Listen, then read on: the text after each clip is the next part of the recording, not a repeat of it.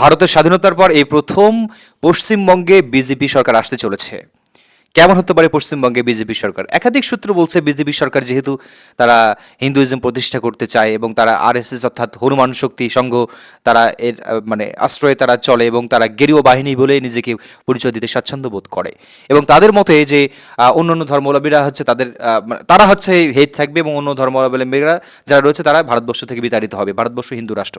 কিন্তু ভারতবর্ষের মানে কনস্টিটিউশনে স্পষ্ট লেখা আছে ভারত একটা সেকুলার রাষ্ট্র, India is a secular country, স্পষ্ট লেখা আছে, কিন্তু তারা এটা মানতে নারাজ। অধিকাংশ ক্ষেত্রে দেখা যায় তারা বলে যে দেশকে হিন্দু রাষ্ট্র বানাবে।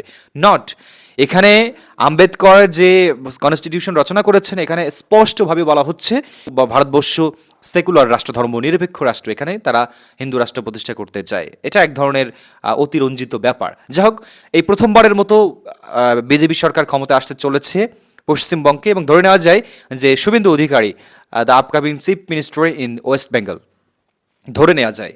এখন শুভেন্দু অধিকারীর হাতে যদি ক্ষমতা যায় সেক্ষেত্রে কেমন হতে পারে?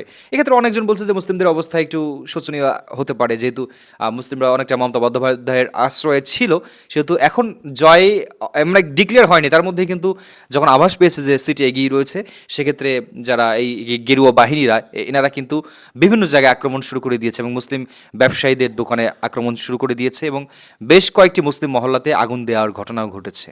এটা খুবই ন্যাক্কারজনক ঘটনা। ধর্মের ভিত্তিতে বিভাজন, রাজনীতি আর ধর্মকে এক করে এই যে জয় শ্রীরাম যে বলা হচ্ছে, জয় শ্রীরাম তাদের জাতীয় স্লোগান। জয় শ্রীরাম কোনো পলিটিক্যাল স্লোগান হতে পারে না, এটা একটা ধর্মীয় স্লোগান। যেমন আল্লাহু আকবার কোনো দলের স্লোগান হতে পারে না, এটা ধর্মীয় স্লোগান। তেমনি জয় শ্রীরাম কোনো দলের স্লোগান হতে পারে না, এটা ধর্মীয় স্লোগান। আপনি বলতে পারেন জয় বাংলা, কিন্তু এটা বলতে পারেন, কিন্তু জয় শ্রীরাম আপনার দলের কনস্টিটিউশনে লেখা থাকবে, এটা হতে পারে না।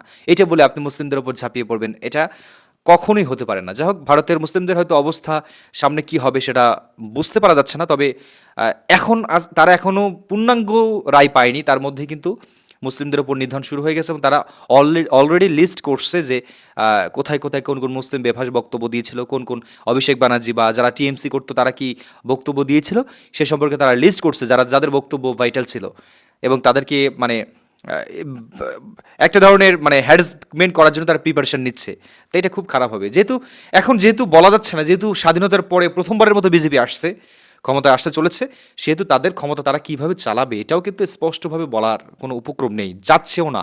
দেখা যাক তারা ক্ষমতা কেমনভাবে চালায়। তবে বিজেপি ক্ষমতায় গিয়েছে পশ্চিমবঙ্গে, তার মানে আওয়ামী লীগের জন্য একটি প্লাস পয়েন্ট হয়েছে। সেক্ষেত্রে দেখা যাচ্ছে যে অধিকাংশ বিজেপি কিন্তু আওয়ামী সমর্থিত এবং তারা চায় যে তাদের কায়েমটা বা তাদের মতাদর্শ বাংলাদেশে প্রতিষ্ঠিত হোক, যেহেতু আওয়ামী লীগদের জন্য কিছু প্লাস পয়েন্ট বলা যেতে পারে। সব মিলে দেখা যাক যে আওয়ামী লীগের ভাগ্যের চাকা কি ঘুরছে। পশ্চিমবঙ্গে প্রথমবারের মতো স্বাধীনতার পরে বিজেপি সরকার আসতে চলেছে। কেমন হতে পারে পশ্চিমবঙ্গের ভাগ্য, আপনারা জানিয়ে দিন আপনাদের গুরুত্বপূর্ণ মন্তব্য কমেন্টে।